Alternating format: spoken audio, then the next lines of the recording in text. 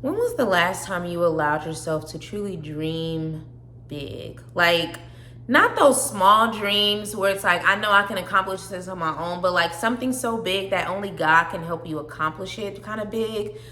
When was the last time you dreamed like that? And I ask that because I'm currently in a season where I'm in transition. I'm not making the money that I used to make on my 9 to 5. I got laid off for the second time, but I just feel so aligned with what God is doing in my life that I feel like my dreams have gotten bigger as a result of that, and I'm cooking. We're gonna cook and chat. Cook and chat. Chat and cook. Chat and cook. Chat and cook.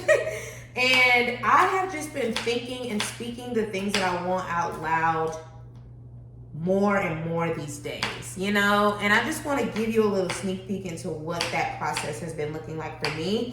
And I pray that it helps you to think bigger as well, because ultimately we're doing all this money stuff to live the life that we want to live and to do the things that we want to do. Like I highlighted on my last Investor First $100 workshop that like ultimately we want our money to work for us in our sleep. We want our money to be growing for us while we're working, while we're traveling. And that is why I'm so big on investing. Like my portfolio has grown. Like I'll start with my Roth IRA. My Roth IRA, I started back in 2022, y'all. This is one of my favorite tax advantaged accounts. It's an account that allows your money to grow tax-free, okay? And you can withdraw that money, meaning you can withdraw without paying any taxes after age 59 and a half. I have been yelling about this account online for the last couple of years because it's the account that changed my life. When I opened that account in 2022, I had $0 in it, okay? It is now 2026. I have been investing consistently in it. I have close to $80,000 in that account, y'all.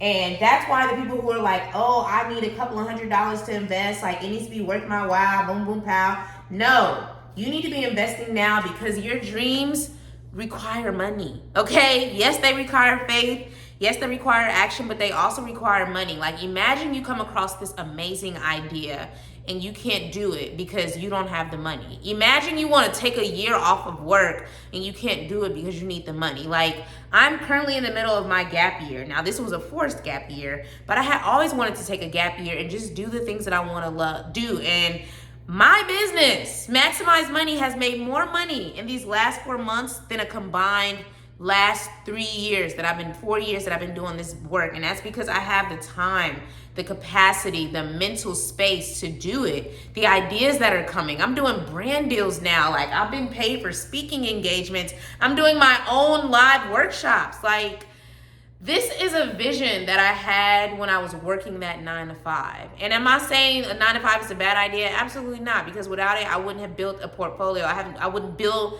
the 6 months of savings that I'm living on right now, which I've been stretching like never before, okay? But I'm also making more money in my business, and I'm able to use that money to do more things within the business to grow it. And I'm just so grateful that I was dreaming like that back then, and now my dreams have become so much more bigger now. And I want to give y'all a peek into what that looks like, okay? We're going to start with the biggest dream that there is, and that's to become a venture capitalist.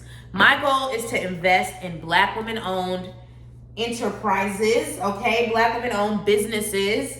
As a venture capitalist, I feel like when you look at the numbers, and if you're a Black woman watching this and you're in the business space, you understand exactly what I mean. Black women are not getting the money. They're not getting the funding to grow their businesses. And I'm someone that's bootstrapped my business. I don't have some big tech. I guess my platform is pretty good. I don't have no backing. Everything that I've earned and grown in my money, I started investing in it with my 9 to 5 money.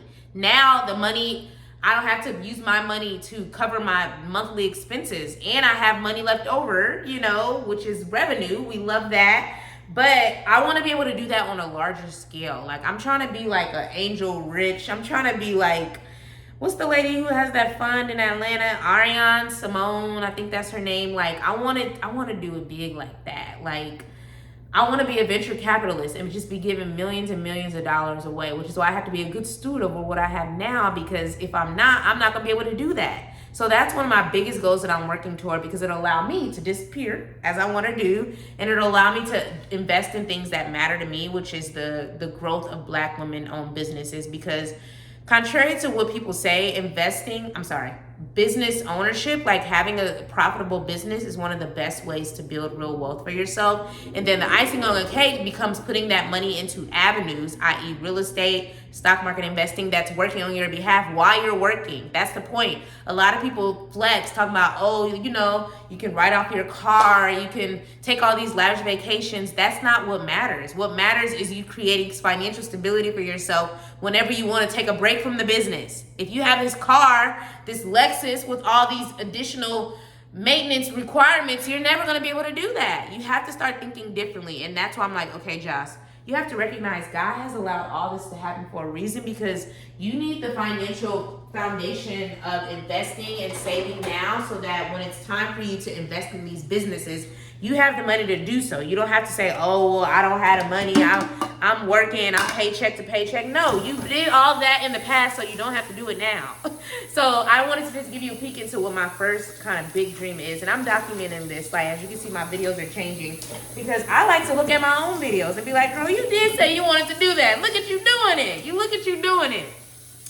The second thing I want to do is I want to own commercial real estate. And when I say commercial, I don't mean owning a big mall and stuff like that. I actually want to own residential real estate near HBCUs. You know, if you don't know, I'm an HBCU graduate. Shout out to Clark Atlanta University. Very expensive, but very much worth it, because at this point, I can do anything I want to do. From going there, find a way or make one is our motto, okay? And the way I just be making things shake, okay, them 4 years really molded the best version of me, and it's only gotten better. And I've always had a passion for real estate, but I think when I was thinking about real estate, I was thinking about it too small. It's like, oh, I want to own, you know, a duplex. No, babe, you need to be thinking bigger. God can do bigger in your life. I've always wanted to own real estate near HBCUs and rent them out to students. That way the money comes through the school. The money comes through like different grants. That way it's lower overhead, and it's something that's beneficial, because students need nice places to stay, and then the money can come from the institutions, from the city. Like, I don't want it to be a big burden on students. I'd love for that to be one less thing they have to worry about when they come, or they can get some type of subsidized housing, but the housing be actually nice, you know, because I don't care what society is saying, HBCUs ain't going nowhere, not if I have anything to do with it, okay? Those are the best 4 years, some of the best 4 years of my life. And there's nothing like an HBCU experience. And shout out to my fellow HBCU grads. If you're watching this, comment below. Or if you wanted to go to an HBCU, let me know which one you wanted to go to in the comments. But that's just something I've always wanted to do. And I want to do it from a collective perspective. So obviously there's money. If you've never been involved in real estate, there's development money. You know, you need to have money to build the stuff, because I want to tear down some buildings and rebuild it. Not the historical ones, but tear down some of them old things and rebuild them, you know? And I want to like train people on like how to be property managers, because again, I'm doing all these businesses so I can be hands off. Baby girl not looking to work for the rest of her life. I've worked enough, okay? So the work that I do beyond my 30s, my 40s, my 50s, that's gonna be work that's passionate, and I have to have the money to do it. You know, I have to have the routines to do it. So that's another big goal that I have, and I want to get other HBCU grads to invest in it like a fund. That way they get money consistently every single, you know, quarter, setting it up like a REIT. If you don't know what a REIT is, it'll be something similar to that. And then my third goal, which is really personal to me, y'all. I can't believe I'm saying it out loud. If we're gonna be transparent, because again, I want to look back on this, or maybe the person that I need is looking at this right now, or you can send it to him if you want to. And you know, I'm not desperate, but I'm looking forward to a partnership that was God-sent, God-centered, and God-maintained, y'all. You know, I'm an independent woman, and that's by default.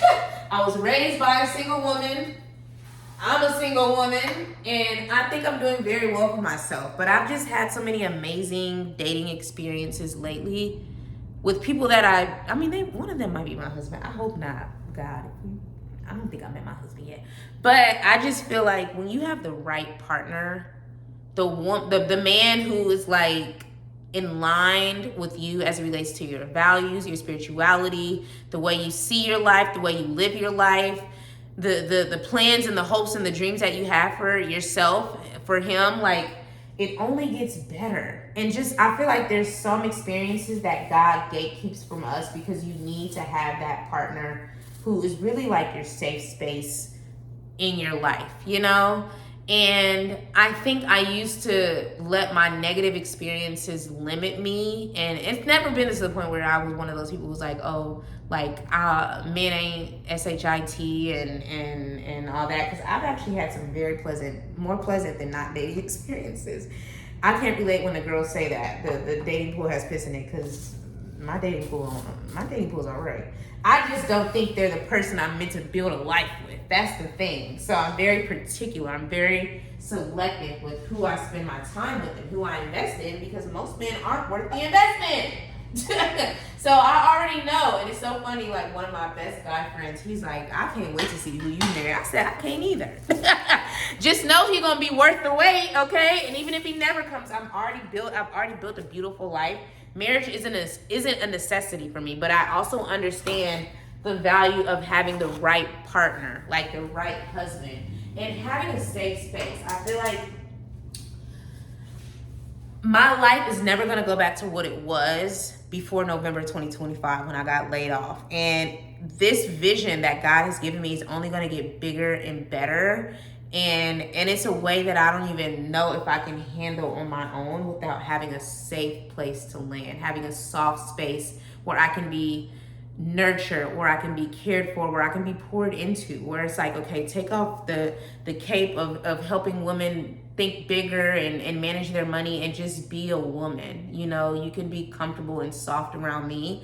And the right man can bring that experience to you. Again, I've had it multiple times. I just don't tell y'all about it. Because it ain't your business, okay? It ain't your business. But it's like exposure. Just like you get exposure to millionaires and billionaires, new places, new islands, business class. Like, the same thing has been occurring for me lately with, like, dating and the way that I see relationships and marriage. Again, it's not a requirement. Let's be clear. I will leave a man in a heartbeat. I have left a man in a heartbeat, but I also have been recognizing that, like, Josh, you have to speak life over the things that you want. And if you know that the right partner will bring out more of the best in you, if you know that the right partner will bring you a safe place to land, you know that the right partner will make it comfortable enough for you to even serve him, because I'm a lover girl, baby. I like cooking for my man. I like taking care of my man. I like giving him massages. I like making sure he's good just as much as he makes sure that I'm good. But it just has to be worth it. He has to be worth it, because you don't just give that to anybody. A man low-key has to prove himself around me. A man got to prove himself around me. And that's the beauty of having a woman with options, with her own money, with standards. A lot of women date because of desperation. Baby, if I don't have the money to go eat, even if you told me you treat me, I'm going to always make sure I got the money just in case I got to go, okay? So, I pray that this video inspires you to think big, to dream big, bigger than whatever your current circumstances are. Because I'm saying all this as someone who's currently laid off. I'm saying all this as someone who's just now made consistent income in her business this year, because all them other years the money was inconsistent, you know, but I've already surpassed what I've made these last 4 years in these first 5-6 months of 2026. But it's because I wrote the vision and I made it clear and I made it grand. So my goal is to out earn my salary. Like, I'm not near that yet, but, like, I look forward to maybe watching this video in December and seeing, like, wait a minute, girl, it actually happened. You didn't think it did, but you were staying the course. You did what you were supposed to do. Maybe you look back and you're like, girl, you met the love of your life a week after that.